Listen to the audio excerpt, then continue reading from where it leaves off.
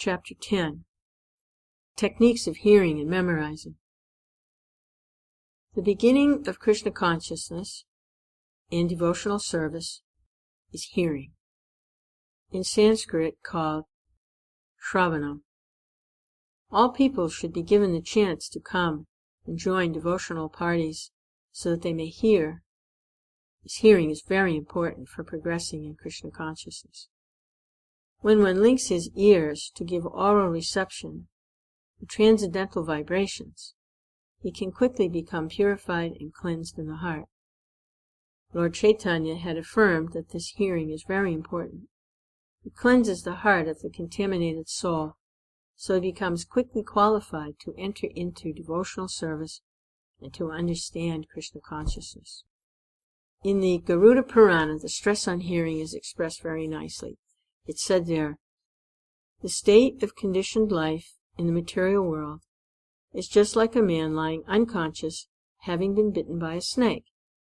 This is because both such unconscious states can be ended by the sound of a mantra. When a man is snake-bitten, he does not die immediately, but first becomes unconscious and remains in a comatose condition. Anyone who is in the material world is also sleeping, as he is ignorant of his actual self, his actual duty, and his relationship with God. So materialistic life means one is bitten by the snake of Maya, illusion, and thus, without any Krishna consciousness, he's almost dead. Now, the so-called dead man, bitten by a snake, can be brought back again to life by the chanting of some mantra. There are expert chanters of these mantras who can perform this feat. Similarly, one can be brought back into Krishna consciousness from the deadly unconscious state of material life by hearing of the Mahamantra.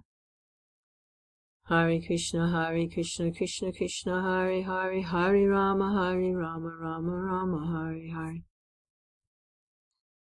In the 4th canto of Srimad Bhagavatam, the importance of hearing the pastimes of the Lord is stated by Sukadeva Goswami to Maharaj Parikshit. My dear king, one should stay at a place where the great acharyas, the holy teachers, speak about the transcendental activities of the Lord. One should give oral reception to the nectarine river flowing from the moonlight faces of such great devotees. If someone eagerly continues to hear such transcendental sounds, then certainly he'll become freed from all material hunger, thirst, fear, and lamentation, as well as all illusions of material existence. Sri Chaitanya Mahaprabhu also recommended this process of hearing as a means of self-realization in the present age of Kali. In this age, it's very difficult to follow thoroughly the regulative principles and studies of the Vedas which were formerly recommended. However, if one gives oral reception to the sound vibrated by great devotees and acharyas, that alone will give him relief from all material contamination. Therefore, it is the recommendation of Chaitanya Mahaprabhu that one should simply hear from authorities who are actually devotees of the Lord. Hearing from professional men will not help. If we hear from those who are actually self-realized, then the nectarine rivers, like those which are flowing on the moon planet, will flow into our ears. This is the metaphor used in the above verse. As stated in Bhagavad Gita, a materialistic person can give up his material hankerings only by becoming situated in Krishna consciousness. Unless one finds a superior engagement, he will not be able to give up his inferior engagement. In the material world, everyone is engaged in the illusory activities of the inferior energy.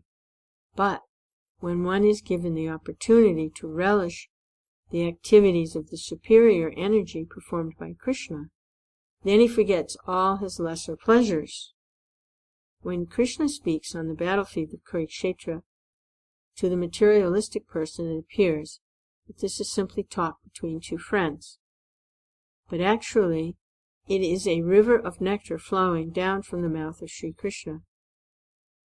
Arjuna gave oral reception to such vibrations, and thus he became freed from all illusions of material problems. In the 12th canto of Srimad Bhagavatam, it is stated, a person who desires unalloyed devotional service to Krishna, who is praised by transcendental sound vibrations, should always hear about his glorification and transcendental qualities. This will surely kill all kinds of inauspiciousness in the heart. Also in the 10th canto, it is said, My dear Lord, any person who is constantly awaiting your causeless mercy to be bestowed upon him, who goes on suffering the resultant actions of his past deeds, offering you respectful obeisances from the core of his heart, is surely eligible to become liberated, for it has become his rightful claim. This statement of Srimad Bhagavatam should be the guide of all devotees. Devotees should not expect immediate relief from the reactions of his past misdeeds.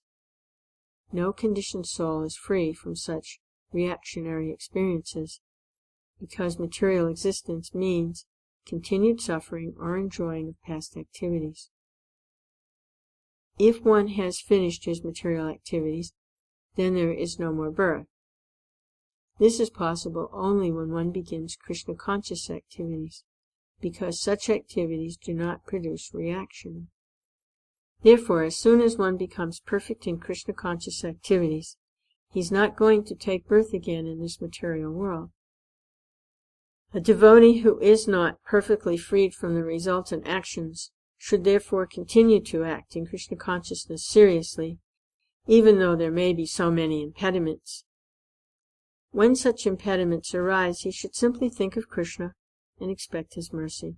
That's the only solace. If the devotee passes his days in that spirit, it is certain that he is going to be promoted to the abode of the Lord. By such activities he earns his claim to enter into the kingdom of God. The exact word used in this verse is dayabhak. Dayabhak refers to a son's becoming the lawful inheritor of the property of the father. In a similar way, a pure devotee who is prepared to undergo all kinds of tribulations in executing Krishna conscious duties becomes lawfully qualified to enter into the transcendental abode. Some way or other, if someone establishes in his mind his continuous relationship with Krishna, this relationship is called remembrance. About this remembrance, there's a nice statement in Vishnu Purana where it said, simply by remembering the Supreme Personality of Godhead, all living entities become eligible for all kinds of auspiciousness. Therefore, let me always remember the Lord, who is unborn and eternal. In the Padma Purana, the same remembrance is explained as follows. Let me offer my respectful obeisances unto the Supreme Lord Krishna, because if someone remembers him, either at the time of death or during his span of life, he becomes freed from all sinful reactions. Meditation means to engage the mind in thinking of the form of the Lord, of the qualities of the Lord, of the activities of the Lord, of the service of the Lord. Meditation does not mean anything impersonal or void. According to Vedic literature, meditation is always on the form of Vishnu. In the Nishinga Purana, there is a statement about meditation on the form of the Lord. It said there, meditation focusing on the lotus feet of the Supreme Personality of Godhead has been accepted as transcendental and beyond the experience of material pain and pleasure. By such meditation, even one who is grossly miscreant can be delivered from the sinful reactions of his life. In the Vishnu Dharma, there's a statement about meditation on the transcendental qualities of the Lord. It said, persons who are constantly engaged in Krishna consciousness, who remember the transcendental qualities of the Lord, become free from all reactions to sinful activities, and, after being so cleansed, they become fit to enter into the kingdom of God. In other words, no one can enter into the kingdom of God without being freed from all sinful reactions.